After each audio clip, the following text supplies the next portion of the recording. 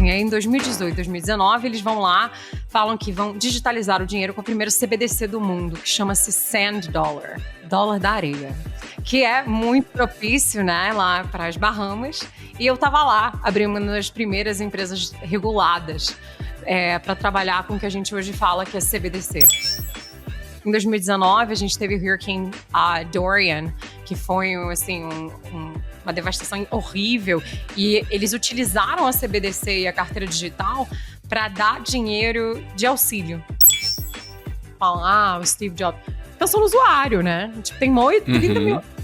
A galera de cripto esqueceu o usuário, né? Em várias desse onboarding do que você tá falando. Então, para mim, nos próximos 5 anos, fica aí a dica. As melhores empresas vão ser as de identidade e as de onboarding para facilitar isso tudo.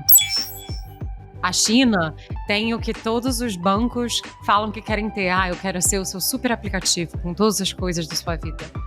A China já existe isso. E tudo foi pensado como pagamento. E como o sistema de identidade na China é centralizado e conectado diretamente com a sua biometria, é por isso que eles falam, lá na China você tem o que eles chamam de Social Credit Scoring. Se você cuspir na rua, eles sabem e aquilo vai na tua carteira, porque é tudo conectado. O JP Morgan lançou stablecoins. O Charles Schwab lançou a adoção disso. Então você começa a ter mercado financeiro regulado, com total experiência de risco, com reserva. Você está falando de empresas com as maiores reservas de Bitcoin e maiores reservas de dólar de hoje em dia trabalhando com isso. Fala pessoal, eu sou Yuri Campos e hoje a gente vai falar sobre o futuro das finanças. O quão descentralizado vai ser o nosso dinheiro e as formas como a gente vai realizar transações no futuro. E aqui um conceito base é justamente o de finanças descentralizadas, ou DeFi, que são serviços financeiros que funcionam sem a necessidade de um intermediário central, onde tudo acontece direto entre as pessoas usando blockchain como base. Lembrando, blockchain é a tecnologia por trás das criptomoedas, um mercado que se associa muito à alta volatilidade, mas que vem crescendo cada vez mais para além do Bitcoin, especialmente com as stablecoins, que são tokens digitais com lastro em valores reais, como o dólar ou o euro, e com as CBDCs, que são as moedas digitais emitidas por bancos centrais. Os governos estão atrás de digitalizar as suas moedas. Aqui no Brasil a gente tem o projeto do Drex em andamento. A União Europeia também está acelerando os planos para o euro digital, Estados Unidos indo pelo mesmo caminho e a China planejando o yuan digital para promover o uso global da sua moeda num cenário onde a hegemonia do dólar é cada vez mais colocada em discussão. E empresas também estão se movimentando nesse sentido. O Mercado Pago, por exemplo, lançou recentemente sua própria stablecoin, atrelada ao dólar, disponível já para os usuários brasileiros para facilitar as transações na sua plataforma. E dentro desse cenário financeiro cada vez mais digitalizado, surgem diversos desafios relacionados à identidade digital, privacidade de dados e rastreabilidade. Mas também podem surgir muitas oportunidades de negócio.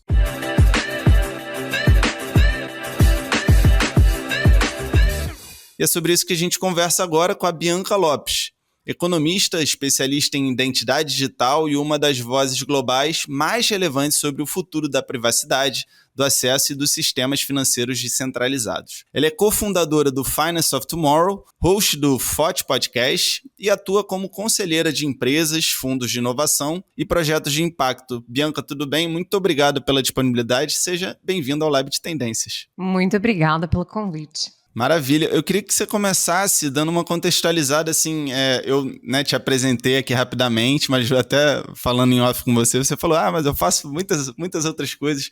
Dentro dessa temática, assim, o que você destaca na sua história, né? O que você tem feito, assim, em relação a esse conceito de finanças do futuro?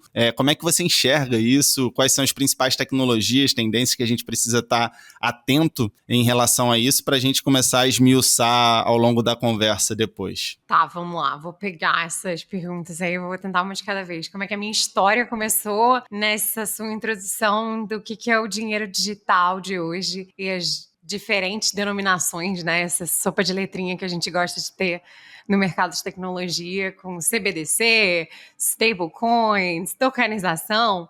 Onde é que começou a minha carreira? No começo, eu sou economista, eu sou formada em economia, eu sou empresária, eu comecei no mercado bancário, na verdade eu comecei trabalhando no RBC, Royal Bank of Canada, no Canadá, trading derivatives, então trabalhando no mercado super hardcore aí da galera de Wolf of Wall Street. E nessa época a gente já estava falando de dados para fazer, na parte mais de TradeFi, parte de tesouraria, parte de mercado de ações. E eu, na verdade, acabei num programa de inovação dentro do banco, porque eu era muito curiosa. E naquela época, 15 anos atrás, eu fui trabalhar com biometria. E biometria, na época, era Minority Report, mas já era zeros e uns, já era código, já era tokenizado. E eu lembro que a galera falava, nossa, isso não vai ser utilizado nunca. E eu comecei minha carreira, na verdade, trabalhando e explicando biometria, que na época era um bicho de sete cabeças que não tinha no teu telefone em biometria, as pessoas achavam que era uma coisa totalmente do filme, e explicando para banco como é que isso ia viabilizar pagamentos mais rápidos. E a tokenização do pagamento, o pagamento digital, você no digital.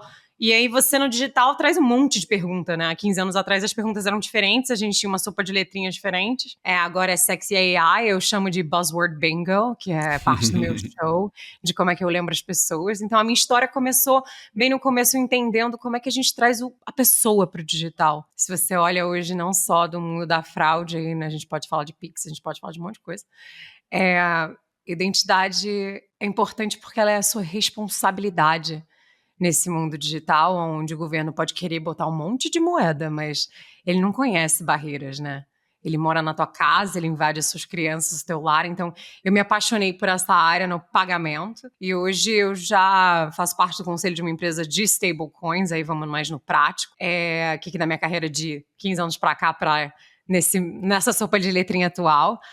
Em 2018, eu estava trabalhando para um dos maiores investidores nessa época, chamado Greg Kidd. Ele foi o primeiro investidor em Twitter, Square, Coinbase e assim vai. Depois a gente põe aí no show notes o nome da pessoa.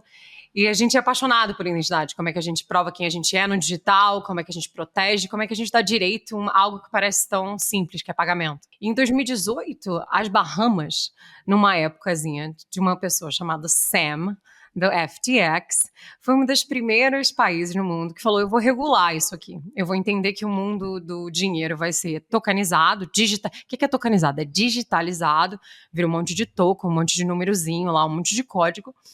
E eu vou regularizar isso e eu vou começar a criar um tipo de empresa, tipo um tipo de banco, né? Uma tipo de fintech que chama VASP, VASP, depois a gente explica lá também.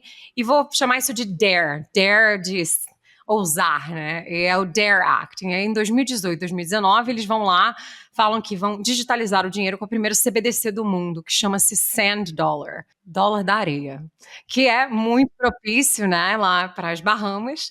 E eu estava lá, abrindo uma das primeiras empresas reguladas para trabalhar com o que a gente hoje fala que é CBDC. E hoje o CBDC ainda existe nas Bahamas e foi utilizado, se você volta naquela época, em 2019 a gente teve o Hurricane Dorian, que foi assim, uma devastação horrível, e eles utilizaram a CBDC e a carteira digital para dar dinheiro de auxílio. Então, o buzzword bingo de stablecoins de hoje, para mim, tem uma história de, sei lá, de um tempo já. Essa CBDC, primeira CBDC, então, Central Bank Digital Currency, né, moedas digitais de bancos centrais, ela foi criada em 2018 pelo Sam Bankman-Friedman. Não, ela não foi criada pelo Sam Bankman-Friedman, ela foi criada pelo Banco das Bahamas, pelo Banco Central das Bahamas, através de uma legislação chamada DARE Act. Ok. E ela segue vigente? Aconteceu em 2018 e 2019. Ela segue vigente. Só que foi na mesma época que o famoso Sam Bankman-Friedman, da FTX, conseguiu uma licença e foi operar nas Bahamas, que trouxe todo um boom, se você lembra daquela época, para essa conversa de tokenização, dinheiro, de trade, do dinheiro digital, da carteira digital, e deu no que deu. Mas ainda existe, e é uma legislação muito séria, um país muito incrível, porque eles não só saíram do OFAC List, como botaram um trilho no mundo para ajudar a gente, está falando o que a gente está falando de hoje. Muito bom. Só para contextualizar para a audiência que não conhece Sam Bankman-Friedman, ele é um cara que, né, tinha essa grande corretora de criptomoedas, a FTX, que estava envolvido num grande esquema de fraude. O cara está preso hoje em dia, enfim, foi um grande escândalo no mercado cripto aí alguns anos atrás. Mas nem é o foco aqui da conversa. Eu queria voltar para essa questão da CBDC de Bahamas.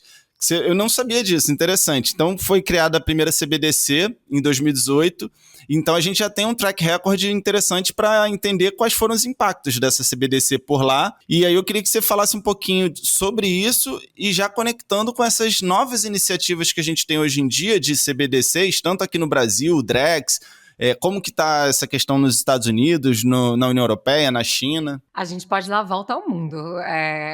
Eu passeio bastante, então deixa eu levar vocês para onde eu já aprendi. Então, vamos lá. CBDC, Bahamas, eles fizeram isso porque eles estavam bem no começo. Na verdade, um pouco depois saiu a Jamaica com o Jamaican, que é o Jamax, né? Que é tipo antes, na verdade, do Drex também. E o intuito era transparência. O intuito era trazer para o mercado financeiro uma habilidade de trazer transparências para contas públicas, para você trazer mais dinheiro, estabilidade para o mercado, regularizar. E hoje você olha o Stock Exchange das Bahamas, é insignificativo. E você colocar o que o Brasil já mostrou em anos-luz, né? Quando a gente coloca a regulação, e é por isso que eu fundei o Finanças do Amanhã, a gente explica como é que vai funcionar a regra do parquinho e do jogo. E a gente dá estabilidade. Então foi isso que as Bahamas tentaram fazer. Se o Sam usou certo ou errado, a gente não é o episódio. Isso o que aconteceu? Eles puderam colocar, na verdade, quando veio o Hurricane Dorian e logo depois Covid, eles tiveram uma habilidade de colocar o dinheiro de auxílio no digital, na mão de pessoas em ilhas distantes. E eu acho que isso o Brasil sabe muito, né? Sabe muito mais do que as Bahamas pela sua geografia. Então, quando em conversas com o Banco Central e você vê isso em discussão no working group do Drex hoje, isso é uma oportunidade. Aí você fala assim, mas aí virou Big Brother, virou China. O que eles fizeram nas Bahamas, que deu certo, o que eles fizeram naquela época que deu errado? Eu acho que você me pediu para explicar um pouco, né? Isso. E a gente fala de stablecoins, da diferença. Tá, bora. Então, e é bom diferenciar também sobre stablecoins. É totalmente diferente, não é a mesma coisa, né, gente? Então, vamos lá. Um vou digitalizar o dinheiro fiat do governo, o outro vou criar um outro tipo de moeda para... Enfim, a gente fala sobre o outro.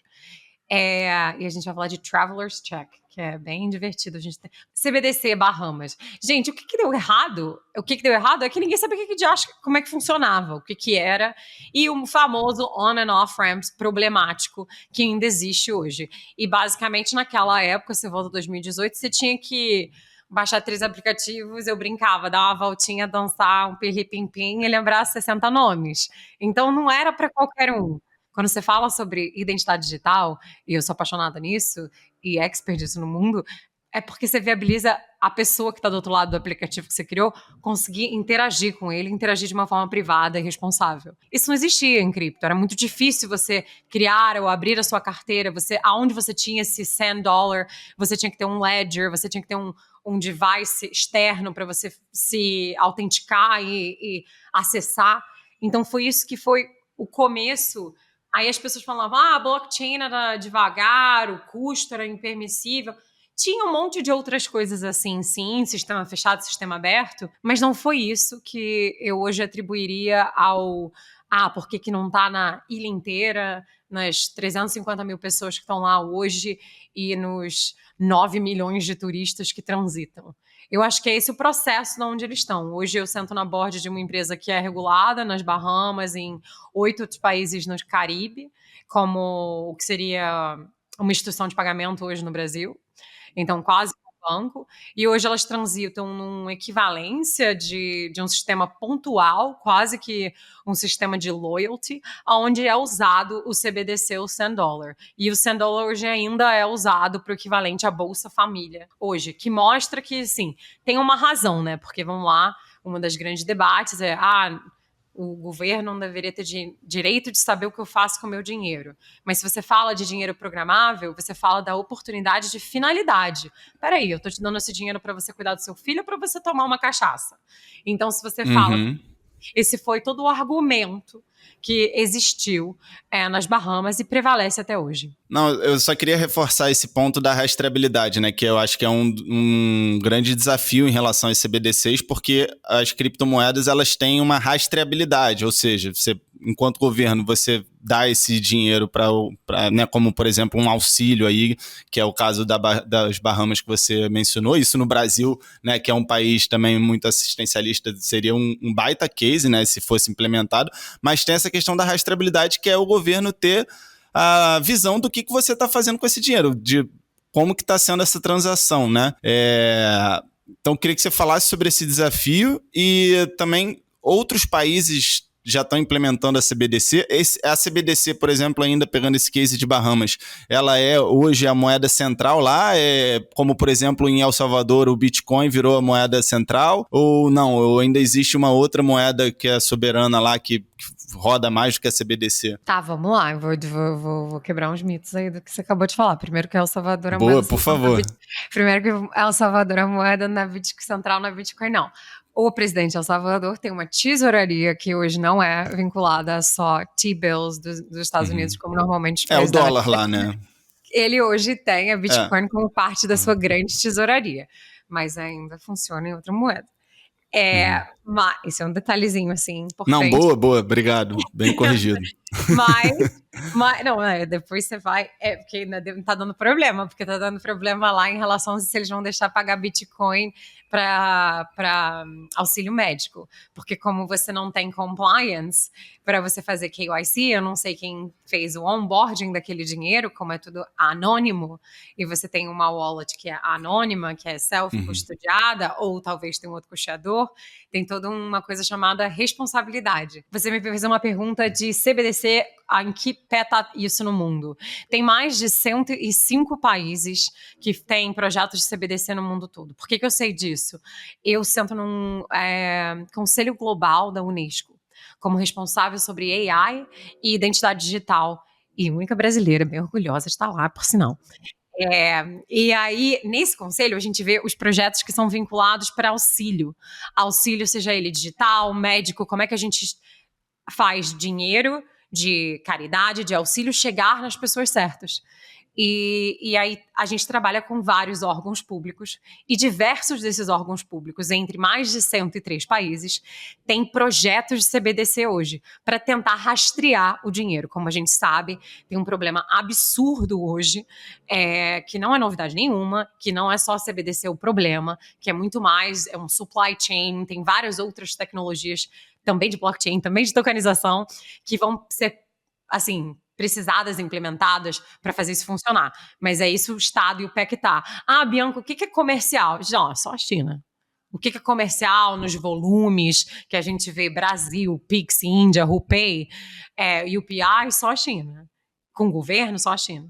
Tem vários outros programas hoje, em partes do Oriente Médio, que fazem isso para trade, então estão usando isso para exportação e importação. Então você está vendo coisas onde você tem menos intermediários, fazendo mais sentido, e aonde tem uma necessidade, porque você falou, rastreabilidade, transparência, porque tem finalidade, porque tem um interesse fiscal de um lado ou do outro, que faz com que aquilo aconteça. Diferente do interesse de peer-to-peer, consumidor. Eu não quero que você fique sabendo disso. Aonde outras moedas, que aí vem Bitcoin, stablecoins, outras coins, memecoin, e aí a gente fala mais umas 5 horas. Essas CBDCs, para você usar, você falou que tem mais de 100 países, né, que já estão usando CBDCs.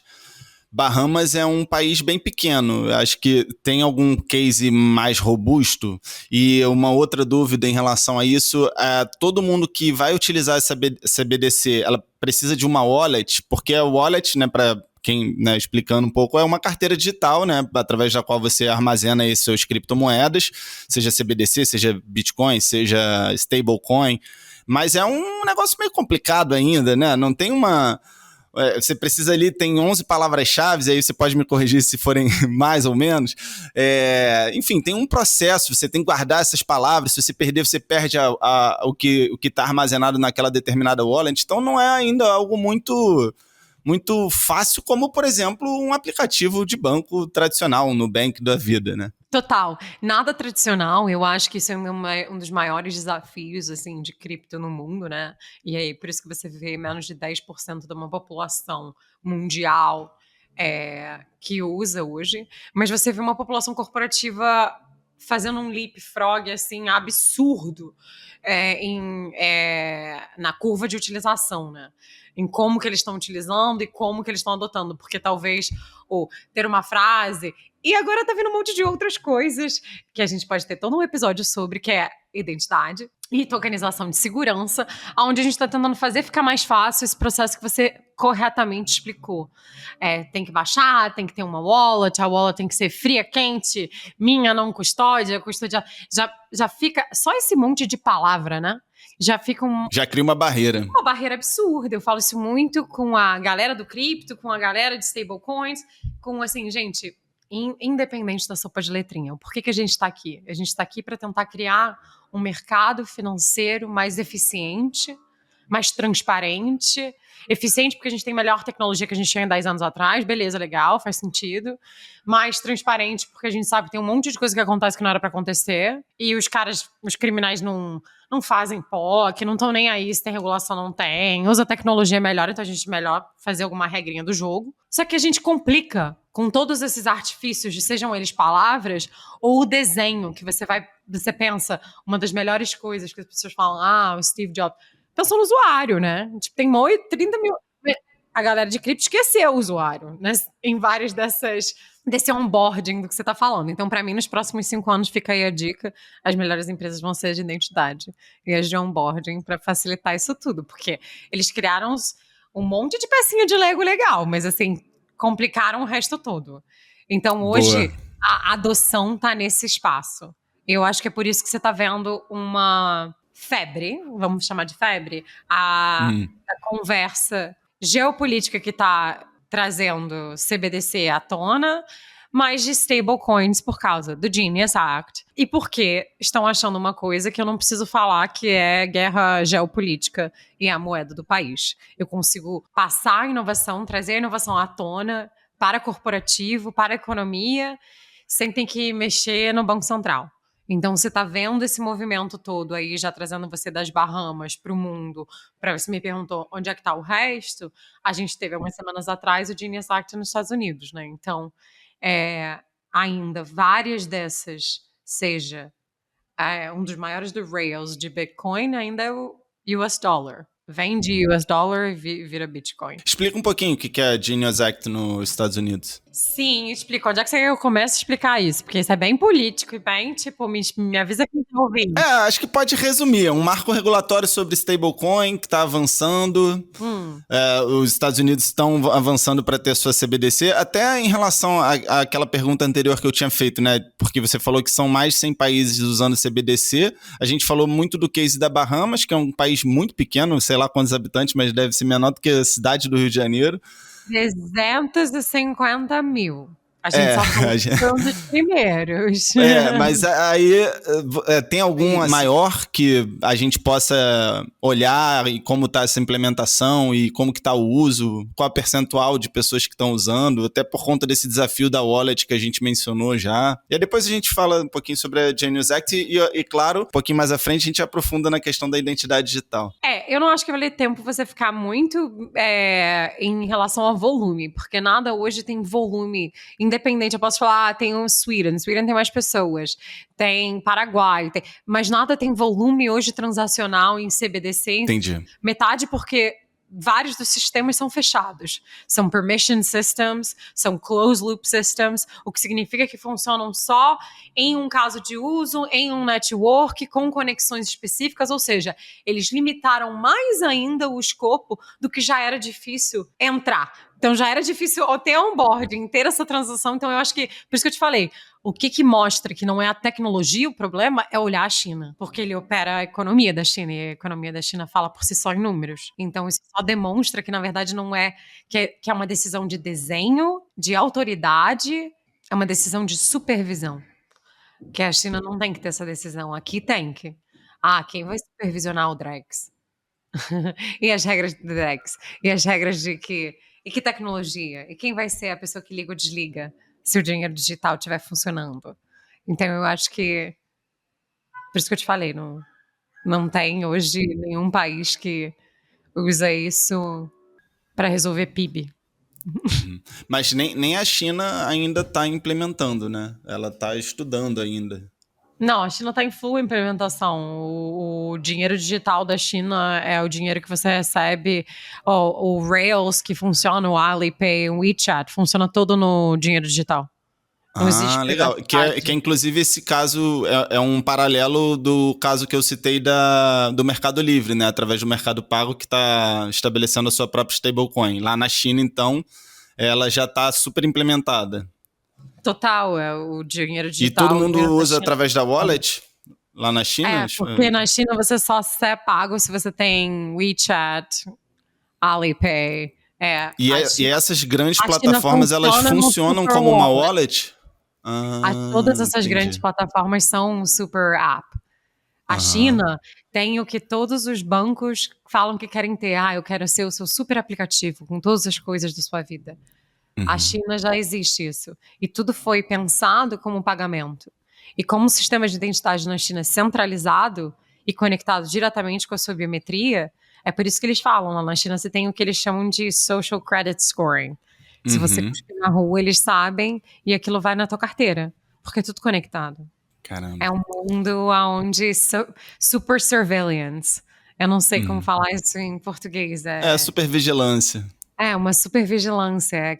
O mundo do Black Mirror existe já. A gente vive nele, a gente pode só não estar naquela cidade.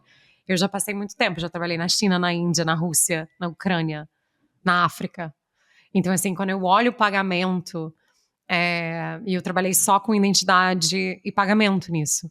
Então, quando você olha as pessoas tentando fazer basicamente a mesma coisa, comprar um lanche, pagar uma conta, alugar uma casa, pegar uma hipoteca, pagar o transporte, tentar trocar dinheiro, você vê o quanto que um monte desses problemas, na verdade, não é tecnologia, é o sistema ou decisões.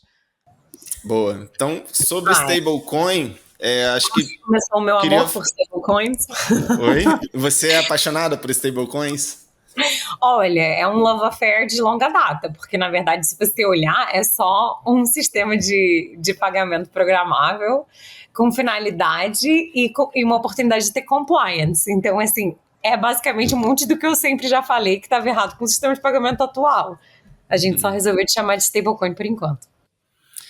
Então, eu acho que é interessante, porque você estava falando sobre esse exemplo do Super Apps na China, e aí, né, a gente fez esse paralelo com o Mercado Pago, que está com uma iniciativa parecida de trazer stablecoins. Queria que você explicasse como que eles funcionam, assim, qual que são os benefícios das stablecoins. Você acabou de falar que facilita o sistema de pagamento. Quais são os benefícios para as empresas? Eu adoro o exemplo, vou tentar usar o exemplo que é da última vez. Né? Exemplo é bom, pai. Quem já viajou aí, que está escutando esse podcast, que já viu cheque preparado pelo banco de cheque de viagem? O stablecoin, para mim, é o equivalente de um cheque de viagem. Tá bom, Bianca, nunca tive cheque de viagem. Então tá. Um cheque de viagem, ele podia ser printado por qualquer instituição. Então, na verdade, ele podia ser printado por instituições que não eram bancos. Então, imagina lá a padaria, a Magazine Luiza é um bom exemplo, porque eles têm instituição de pagamento, mas um lugar de comércio, ele poderia falar para você que ele tem um cheque, onde esse cheque ele podia ser denominado, vamos lá, que ele seja denominado em dólar. Só que para esse cheque ser printado, tipo o dinheirinho da Monopoly, ele tinha que ser pré-pago. Ou seja, ele é totalmente collateralized. Como é que é o nome dessa palavra em português, gente? Colateralizado.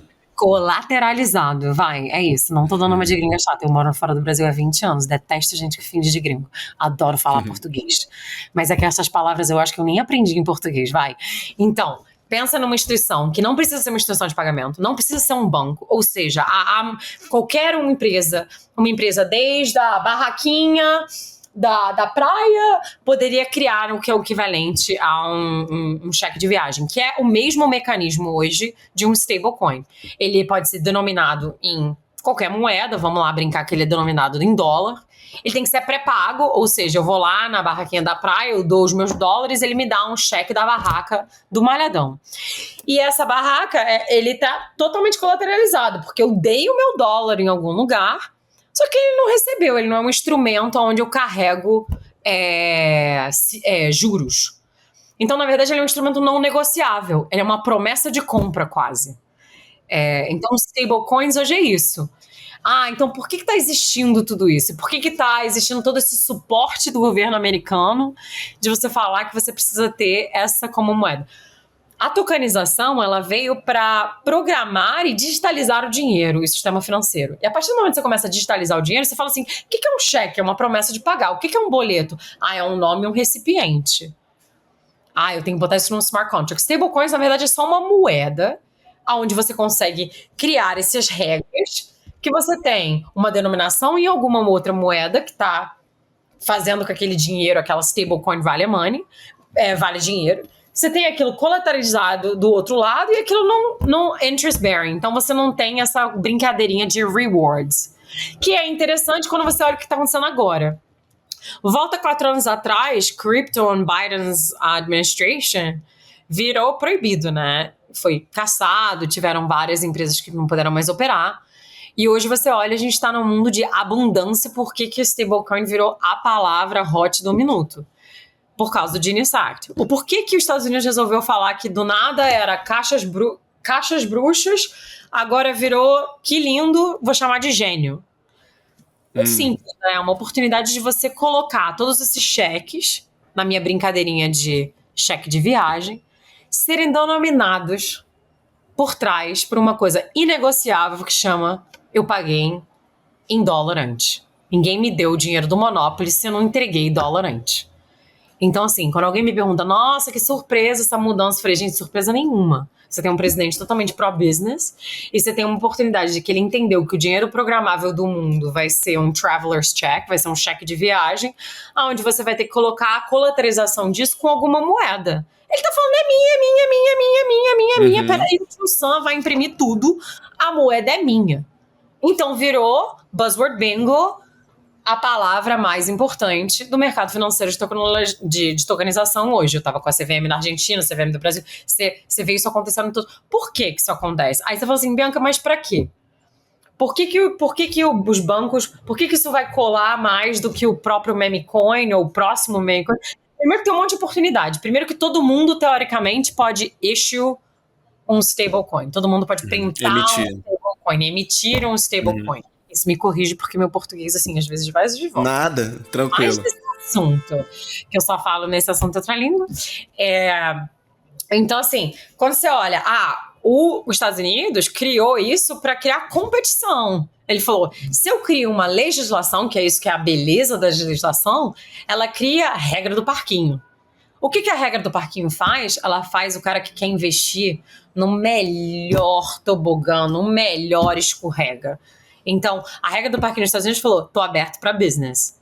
Stablecoin virou a razão de qual instituições, talvez não de pagamentos, pudessem trocar moedas. O que isso significa nos mercados globais? Isso significa FX. Isso significa mudança em... total um mercado de você poder aceitar moedas. Por que eu vou pagar em dólar? Não, eu quero pagar na stablecoin da Starbucks, eu quero pagar na stablecoin da... Então você começa a ter uma oportunidade e também um risco no mercado. O que o mercado do Banco Central está olhando? Eles já estavam antecipando, eles já sabiam que isso ia acontecer, eles já estavam regulando o hosted wallets, eles já estavam falando de VASP, você vê isso tanto na Argentina quanto no Brasil, com instituições de pagamento. Você mesmo já falou do Mercado Pago, onde tem licenças em 8 países diferentes, ou você olha a Bitso, que está fazendo isso na América Latina. E qual que é uma das maiores arbitragens do mundo? Moeda, gente. Há pouco tempos atrás, a Abracan e a FX era casa de dólar. Eu acho que eu, você, meus pais, todo mundo lembra de comprar isso. Quando você olha o mercado de tokenização hoje e a regulamentação que está acontecendo no mercado de ativos digitais, stablecoin vem aí como uma outra oportunidade. Por isso que eu fiz o paralelo de cheque de viagem, porque cheque de viagem era só era agência de viagem, só que você tinha que estar lá e falar, me dá seus dólares aqui, porque eles tinham o quê? Eles tinham um network de aceitação. Eles tinham um mercado que era quase uma adquirência não falada. Você chegava lá e falava, eu tenho um traveler's check na Disney, por favor aceite. Alguém sabe que eu depositei aquilo ali, o dinheiro valia. Deixa eu ver só se eu entendi então. O Genius Act é um marco regulatório que fortalece o ecossistema de desenvolvimento de stablecoins para que essas stablecoins sejam lastreadas em dólar, né? Fomentando aí o uso do dólar dentro desse... Lastreadas em dólar, fomentando o uso do dólar, criando um mercado, um framework regulatório, onde eles falam, tem claras as regras para os tipos de empresas que podem mintar aí, imprimir stablecoins, não sei como é o nome da palavra, mint stablecoins. E por quê? E que isso é considerado que ela tem um 100% reserve backing. Ou seja... porque isso já teve problema, né? Exato. Já tiveram stablecoins que não tinham lastreadas em dólar a quantidade que deveria ter. Várias. E aí isso gera uma questão de credibilidade também, né? Gera uma questão de credibilidade e gera uma oportunidade para o mercado financeiro para perguntar quem que sabe fazer reserva? Quem que tem tesouraria? Governo. Banco e governo, né? Exato. E aí não é um contrassenso com a proposta de descentralização do blockchain e das criptomoedas como um todo? Como que esse ecossistema vê isso? Aí você vai precisar de mais 5 episódios comigo, viu? Porque assim, falar se é uma hipocrisia entre a descentralização de aonde está o quê. Então, eu acho que isso traz clareza no mercado. Eu acho que assim, quando eu olho, tipo, o que isso faz para o mercado? Ele traz regras do parquinho, fala, tem que ser assim, tem que promover estabilidade, totalmente estabilidade e transparência. Então, os emissores vão ser obrigados a publicar relatórios mensais falando, peraí, como é que isso funciona? Por que eles estão querendo fazer isso? Pela mesma razão que eles não querem que o sistema bancário quebre, igual quebrou com Silicon Valley. T-bill é T-bill. Eles compraram T-bill demais, quebraram no sistema de tesouraria. Então, assim, você falar que a stablecoin da padaria ou do shopping vai saber fazer tesouraria corretamente, você tem que ter toda uma transparência e auditoria que é um pouco do que essa legislação vem para trazer. E ela atribui, além disso, uma supervisão fiscal de 2 órgãos, porque os Estados Unidos é um pouquinho diferente. Ela atribui o Federal Reserve e a OCC, que é o Controller of the Currency, que é um pouquinho diferente do nosso sistema financeiro brasileiro. O que isso traz? Cara, o óbvio que eu já falei no começo desse podcast, o esperado da administração americana atual de tentar estabelecer sua liderança no mercado financeiro e falar, peraí, se tudo vai ser digital, mas com reserva em dólar. Uhum. Porque tio Sam e Monopoly Money ainda é verdinho. E qual o nível de adoção hoje dessas stablecoins? Quais são as principais? As principais são lastreadas em dólar, né? Mas tem lastreada em real também. Tem, a gente tem o projeto do Thomas, do BRL1, a gente tem várias coisas hoje acontecendo. A gente tem o Renato Gomes, da CVM, que é uma pessoa e é super parceiro e super pra frente. Você olha o Renato e a CVM hoje, eles estão liderando o mercado da América Latina. O porquê que o Mercado Pago tá falando, peraí, eu também tenho stablecoin, porque se você vai começar a pagar nesse negócio, eu tenho que ter um mercado de adquirência e para poder aceitar isso do meu B2B. Porque a grande sacada dos stablecoins não é um B2C só, é muito mais o B2B, é muito mais o mercado de FX, que hoje a gente está cansado de saber que tem 3.065 intermediários.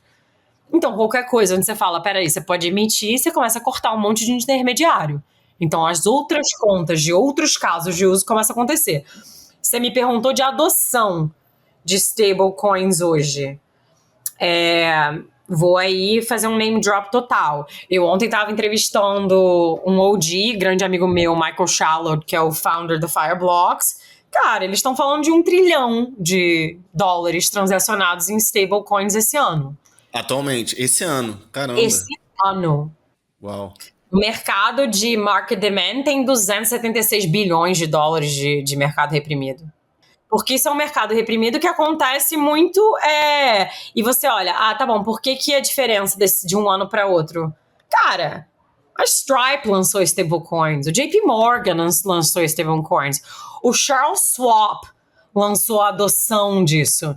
Então você começa a ter mercado financeiro regulado, com total experiência de risco, com reserva. Você está falando de empresas com as maiores reservas de Bitcoin e maiores reservas de dólar de hoje em dia trabalhando com isso. Então, assim, e com o sistema do que a gente viu.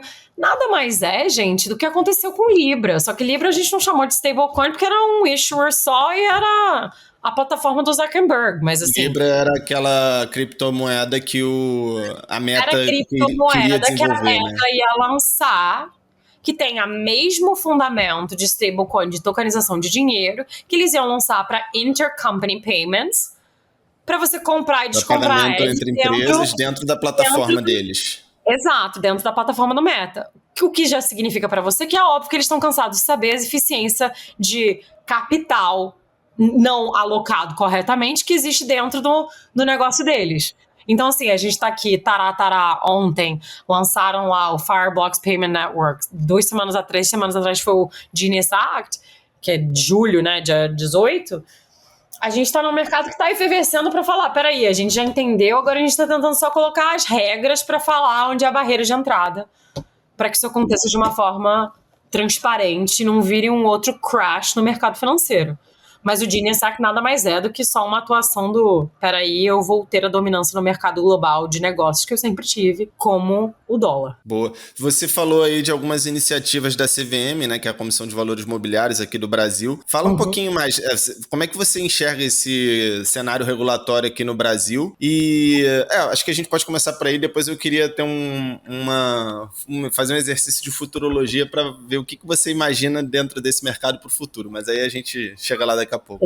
Exercício de futurologia às 6 horas da tarde de uma sexta-feira, você tá querendo demais de mim, mas a gente vai, viu? A gente vai talvez ser um exercício é o melhor momento para fazer isso. Vai ser um exercício de positividade. Mas fala, o que você quer que eu conte para você da CVM? Como é que tá essa questão regulatória, né, no Brasil? Eu tenho orgulho de ser brasileira, tenho orgulho de ser carioca, tenho orgulho da praia, mas eu tenho muito, muito orgulho do órgão regulador, independente do poder político que a gente tem em diversas áreas regulatórias do nosso país. Amo carnaval, a gente compartilhou aqui de brincadeiras, mas essa é a parte que mais me dá orgulho. Tanto que cofundei o Finanças da Manhã para trazer os reguladores para conversar e entender que o dinheiro digital, na verdade, ele não tá meio que nem aí se você é o regulador de lá ou daqui, porque na verdade ele começa sem entender barreiras, né? Então quando você olha a CVM falando pra gente, eles lançaram diversas... o Renato Gomes e os superintendentes da CVM são pessoas extremamente inteligentes, extremamente capazes de entender a oportunidade no mercado geopolítico que tanto os Estados Unidos ou BRICS ou qualquer outra parte do mundo se encontram, e a gente aqui hoje no Brasil, em novembro, lançando o COP, não dá para falar mercado de carbono se você tem tokenização desse ativo, e sem se você tem um sistema de pagamento tokenizado que isso faça sentido e que consiga incorporar a diferença entre moedas. Então, quando você olha a CVM e o Banco Central fazerem tudo o que estão fazendo e falar, estamos entre a Receita Federal falando, eu detecto um crescimento vertiginoso aqui em stablecoins. Eu consigo ver que tem todo um mundo de unhosted wallets, onde tem muito mais só do que as stablecoins sendo guardadas. Como é que a gente regula esse mercado? E o que é responsabilidade fiscal dentro dele? Então, hoje eu acho que a gente não perde muito para grandes conversas que você vê em outros países do assunto. A América Latina como um total está muito atrás do que você vê hoje na MiCA, que é a legislação de money laundering e digital assets da Europa, onde você tem um framework diferente, onde você tem uma tentativa de interoperabilidade já diferente.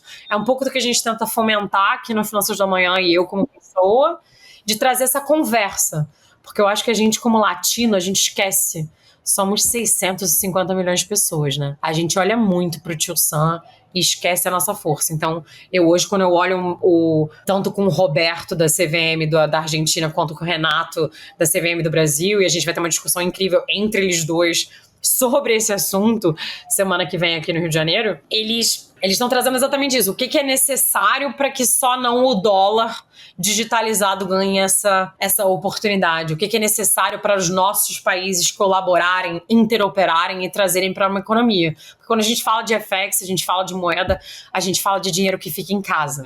E o que é necessário? Vocês já chegaram a algum consenso sobre isso? Olha, para mim, para começar, a gente podia começar a chamar tudo da mesma coisa. Então, para mim, a gente tem um exercício, que é o que eu brinco de buzzword bingo, um exercício de vocabulário necessário para regulação. A outra coisa que a gente precisa fazer é entender aonde que um órgão regulador do comércio e outro termina e aonde que o criminal atua, que normalmente é entre esse espacinho. Então, eu tô muito mais focada em como é que a gente põe toda... Porque o que acontece? Quando a gente não faz isso, acontece essas notícias apocalípticas do jornal falando que golpe. Aí todo mundo fala que a culpa é da tecnologia, né? Não é. A culpa muito é do design, da conversa e do desejo de entender. Então é isso que falta. Entendi.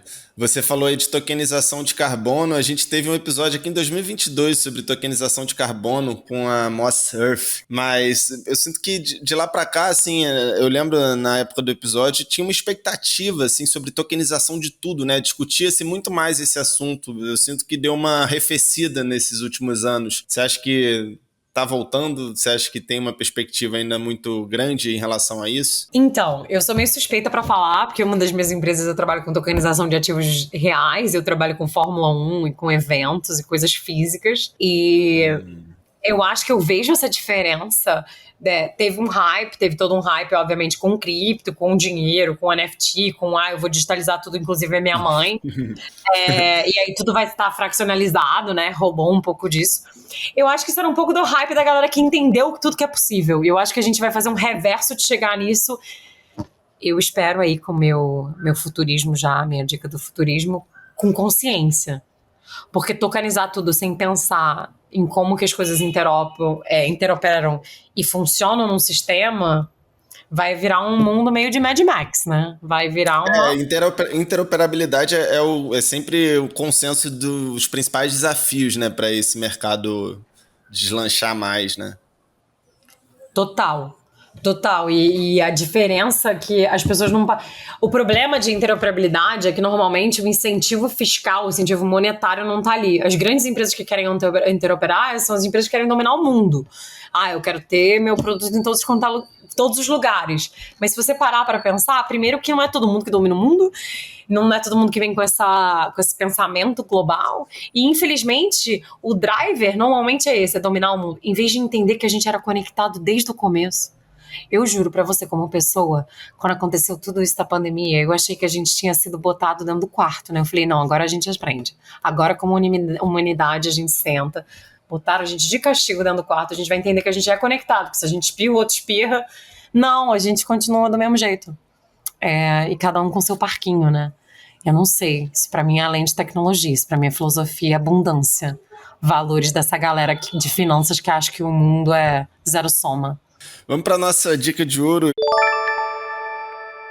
E aí, Bianca, é onde eu queria te agradecer demais aí pela conversa e dentro das considerações finais que eu normalmente peço nesse espaço, eu queria que você trouxesse aí esse exercício de futurologia, sem muito compromisso, sobre como que você enxerga a evolução desse mercado aí para os próximos anos. Você citou, por exemplo, essa questão do stablecoin, que foi transacionado até agora, nesse ano, em torno de $1 trilhão, não foi isso? Você acha que vai crescer muito mais ainda para os próximos anos? Como é que você vê o Brasil posicionado nessa corrida, se é que dá para dizer assim? O que eu acredito que vai acontecer nos próximos anos? Eu acredito que a gente vai tokenizar tudo. A gente vai começar a também colocar valor nessa tokenização e nessa monetização, seja ela da sua atividade, seja ela da sua atenção. Então eu acho que assim, o mercado de stablecoins está vindo aqui só para mostrar o quão frágil e necessária é essa verdadeira transformação do stack de tecnologia do mercado financeiro. A gente hoje ainda opera e acha ok que, sei lá, 30% do mundo aí não está incluso, não está bem servido. Onde a gente acha totalmente normal mandar pessoas para Marte e ter AI falando que sou eu. Então eu acho que quando eu olho esse mundo de tokenização, a gente vai ter mais trabalho ainda, explicar para o regulador aonde a sua área de atuação não existe, que aí vem muito mais esse debate filosófico, né, de aberto ou não aberto, quem tem direito aqui, que eu tô muito feliz que tá trazendo todo esse assunto de ética e responsabilidade digital à tona. Então, o que eu espero da minha bola de cristal é que a gente aprenda mais, é que a gente use menos palavras de letrinha, sopa de letrinha, buzzwords, sem explicar, e que a gente tente entender o que essa tecnologia é capaz de fazer. E talvez faça perguntas diferentes. Eu odeio o tipo de pergunta de vai vir AI, eu vou ficar sem job. Que tal você fazer a pergunta se talvez você não deveria trabalhar 18 horas por dia e ter burnout? Então, assim, eu acho que a pergunta é a mesma para o sistema de tokenização, stablecoins e regulamentação disso tudo. Toda essa tecnologia de blockchain e tokenização, ela traz transparência.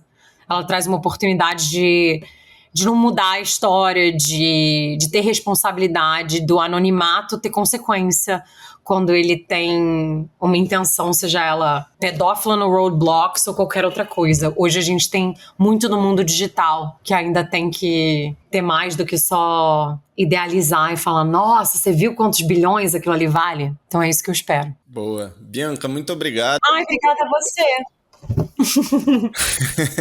Valeu, obrigado a você que ouviu a gente até aqui. Lembrando que a conversa não encerra agora, a gente está no Instagram, o @CasaFerjan, onde a gente mantém a programação da casa sempre atualizada, compartilha muito conteúdo legal e quinzenalmente na sua plataforma de áudio preferida para falar o que você precisa saber hoje para estar cada vez mais preparado para o futuro. Até o próximo episódio. Valeu, Bianca. Muito obrigada, que estejam todos preparados para o futuro.